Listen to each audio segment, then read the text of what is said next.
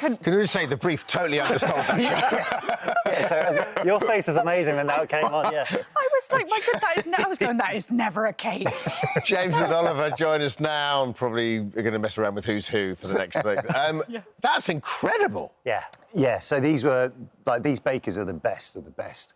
We've got to add as well, there's two Brits in there as well. Based in America, but they came over to the studios, Warner Bros. Studios London, where we filmed the original Harry Potter films. And as we saw, like, these bakes here, they've all got to be certain height. So there's one task there where you've got Phoenix.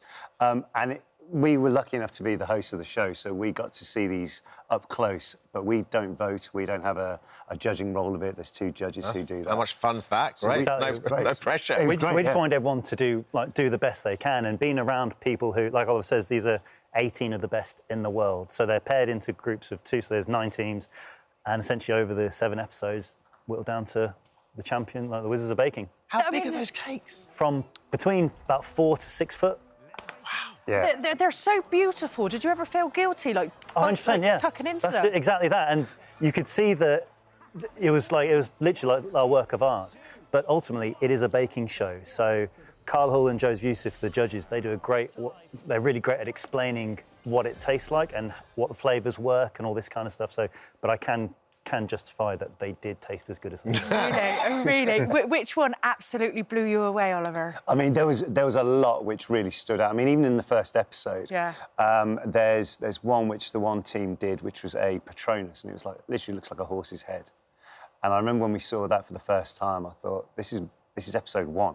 Oh. And you know, they just kept getting better and better, and it just shows that these guys, as I said, like, these guys are Michelin chefs, they are molecular gastronomists, they really know their stuff. What a lovely meeting of worlds as well. It was, because obviously cakes are kind of alchemy, aren't they? Exactly, the great thing about them, obviously, you know, the Harry Potter, I hate to call it a franchise, because I like calling it like a world. That creation is so kind of, so it's just sort of multi-layered, isn't it? Yeah, and like the cool thing about the baking as well is that they brought that to their experience with the film set. So there was one team as well who, well, every team did it, but they would say, right, I remember when I used to watch the first movie, we would go to the family lake house in Louisiana, and we would have s'mores. So I'm going to incorporate s'mores into the bake. Oh, that's so nice. Or popcorn, because we'd have popcorn. Cinema. Yeah, so they put their personal element into it as well. Well, and also Zoe, who was she's from Somerset, so she actually included... Oh, yeah? Exactly.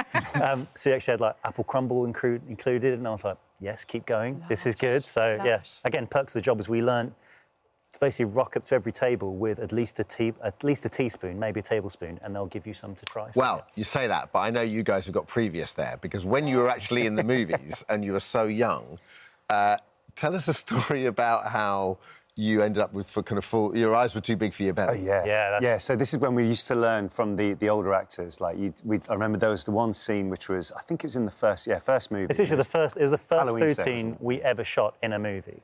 And everyone loves the food scenes in Harry Potter, because, like, sausage is and you're told pretty much, have what you want, just go nuts. So I can remember there was Oliver, myself, Rupert Grint, Matt Lewis, we were literally just go, eat. And I can remember looking up at the main table where all the adults were, and Maggie Smith was literally eating the tiniest nibble. And I can remember thinking, why aren't you eating all this stuff that you can do? Fast forward 3 days later, when we're still shooting the same scene, and you still have to do the exact same eating. So anyone watching who's an aspiring actor, do not eat all the food in one go. I still can't look at chocolate mice the same way. Can you, like, you were such an integral part of Harry Potter. Like, you're still massive at the Warner Brothers studios. How did you get the part in the first place? So my mum heard about the audition from a friend of hers. So it was an open audition call for all parts of the movie. And she literally, I remember it clearly, she put her head around our door and said, do you fancy trying out for the parts? And we were familiar with the books and the stories. So we said, yeah, why not? It's a day off school. And then off we went up to Leeds, and we had about, this is cutting it short, we had about 6 auditions in total back at the studios in London, and then we got the part. And You weren't child actors? No. It's your first acting role? Yeah. It was a good one to get, wasn't it? Oh, my God, would say so. The best one of all. We were talking during the break, like, the casting directors must have been so good at their jobs, because, like, they were all babies when you got the jobs.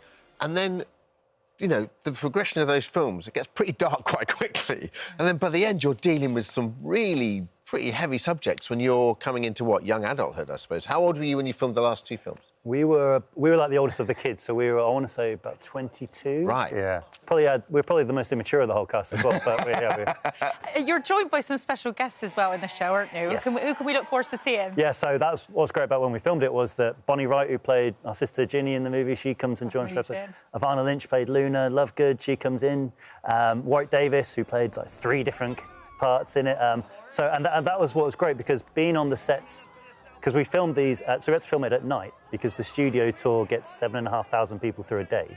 So that's the only time we could get on the sets. But being there with old cast members, we were literally all reminiscing about times we had there before. It's so funny looking at you because you're all adults. You know, because you just keep expecting to see these children. You forget people grow up. It's really weird, isn't it? I mean, that was the weird thing about being in the Great Hall on the finale. I remember there was a bit of a moment where I suddenly stood back thinking, I never thought I'd be here filming again in this room. But in the finale, they get some Potter fans in on the tables, and that was a real full. I think we spoke about earlier off camera. It's a full circle moment. Yeah. I'm back here now, you know. They were watching that reunion that happened a couple of years ago. It's such a brilliant, lovely piece of television, because you also just gratitude was the overriding Oh, yeah. of it for me. It was just everyone just sort of just looking back at those times. Do you ever go to either the one up in, is it Leavesden, isn't it? Yeah. Or the one in the States? And do you ever just kind of photobomb pictures and stuff like that when you're like... No, because we've done it a couple of times at the theme park in Orlando. That's mainly because we get really well looked after. We can do every ride at Universal Studios in a minute. So, but no, the cool thing about it is the amount of people who still resonate with the films. Well, people must freak out when they see you there. A little bit. I told a story on another press thing we were doing a couple of weeks ago. I went to the theme park in Orlando, and we were just literally just passing through the Wizarding World part, and a girl clocked me, and she was like, but we had to keep moving, so I had somewhere I had to do something. I was like, yeah, but no one's going to believe that you saw me. She kind of like, can I have a photo? I was like, yeah, sure. So that was pretty fun. Well, the new Harry Potter series is coming back, so we will have some new Weasley twins. Have you got any advice for them? Don't be as good as us. All right. That was it. No, it's, rubbish. the main thing I would say is just embrace the characters. Yeah. We found out how much they mean to people. Yeah, just enjoy and be yourself. And have fun. Have fun with it. Well, they're such fun Thank characters, you. aren't they? Yeah, The punks of the... They really got away with a lot of good stuff at the time, yeah. Thanks, guys. Oh, it's so strange looking at you. Sorry, I've been going... Because It's just getting a bit awkward now.